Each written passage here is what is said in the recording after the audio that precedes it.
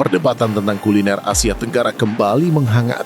Kali ini bermula dari satu pertanyaan yang terdengar sederhana, namun menyimpan makna yang dalam. Mengapa makanan Malaysia belum sepopuler makanan Indonesia di mata dunia? Pertanyaan ini bukan sekadar membandingkan rasa, melainkan menyentuh ranah yang jauh lebih luas sejarah, identitas budaya, hingga strategi promosi global. Di tengah derasnya arus globalisasi, kuliner tak lagi hanya soal kebutuhan perut, tetapi telah menjadi representasi identitas sebuah bangsa di panggung internasional. Di Malaysia sendiri, banyak pihak mulai mempertanyakan fenomena ini. Mereka melihat bagaimana makanan dari negara tetangga seperti Indonesia dan Thailand mampu menembus pasar global dengan sangat kuat. Di berbagai kota besar dunia, restoran Indonesia dan Thailand mudah dijumpai, sementara restoran Malaysia relatif lebih jarang terlihat. Padahal secara geografis dan budaya, Malaysia memiliki banyak kemiripan dengan Indonesia, terutama dalam kekayaan dan kompleksitas penggunaan rempah-rempah. Jika ditelusuri lebih dalam, salah satu faktor yang kerap dibahas adalah soal identitas kuliner.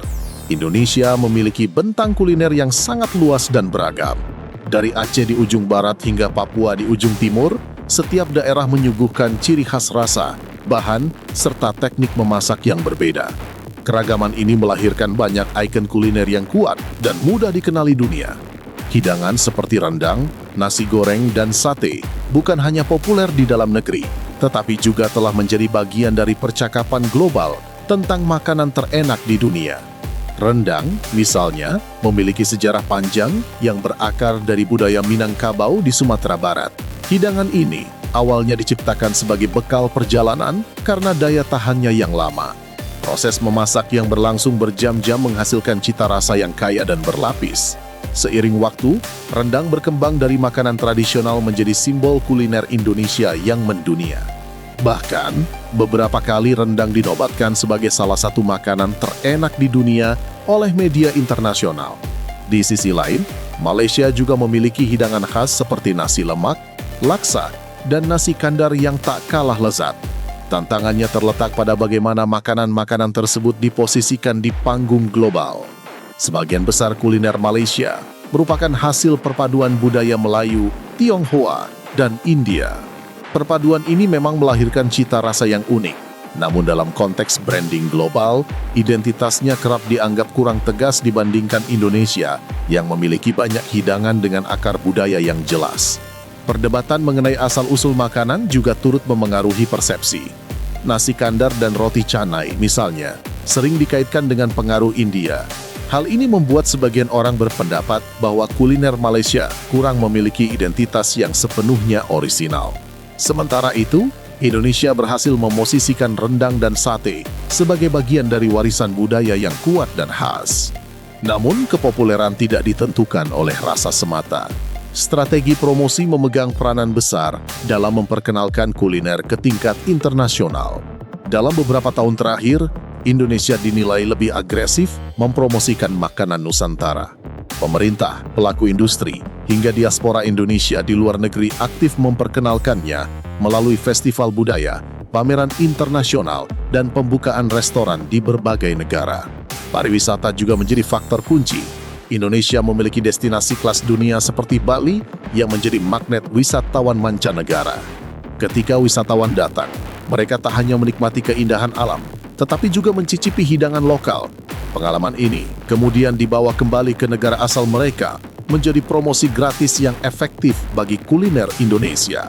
Sementara itu, meskipun sektor pariwisata Malaysia berkembang, daya tarik globalnya dinilai belum sekuat beberapa destinasi di Indonesia. Dampaknya, eksposur kuliner Malaysia pun relatif lebih rendah.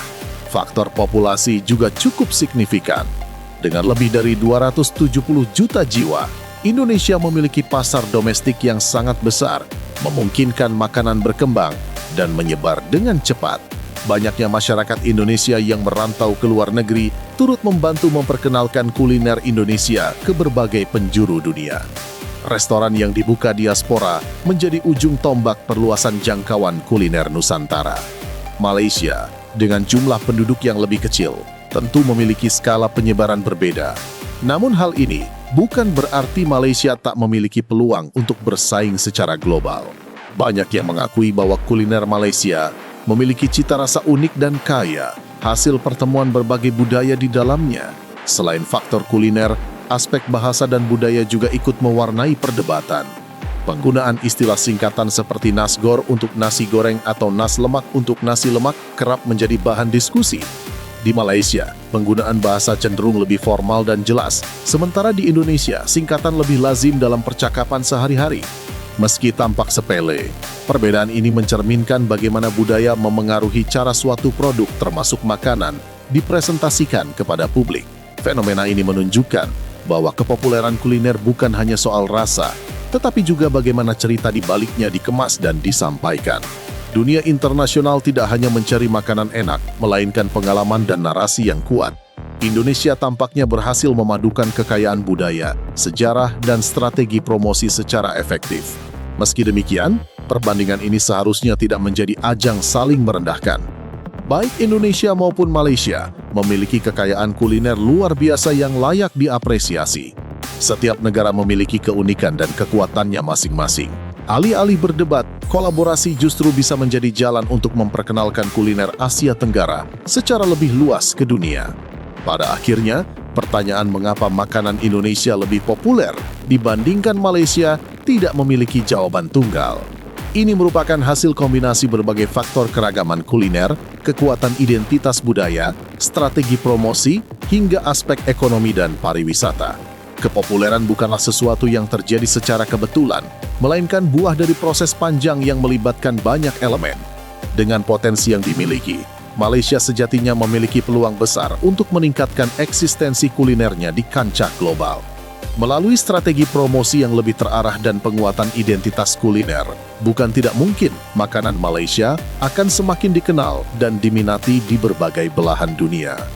Di sisi lain, Indonesia juga perlu terus menjaga dan mengembangkan kekuatannya agar tetap relevan di tengah persaingan global. Perdebatan ini membuka mata bahwa kuliner bukan sekadar soal rasa, tetapi tentang bagaimana sebuah bangsa memperkenalkan dirinya kepada dunia. Dalam setiap hidangan tersimpan cerita, sejarah, dan identitas yang menjadi bagian dari warisan budaya.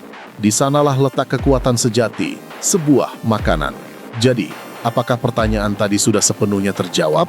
Mungkin sebagian iya, namun sebagian lainnya tetap menjadi ruang diskusi yang menarik.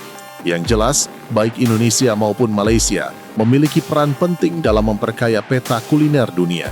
Kini semuanya kembali pada bagaimana masing-masing negara memanfaatkan potensi itu untuk melangkah lebih jauh di panggung internasional. Ya,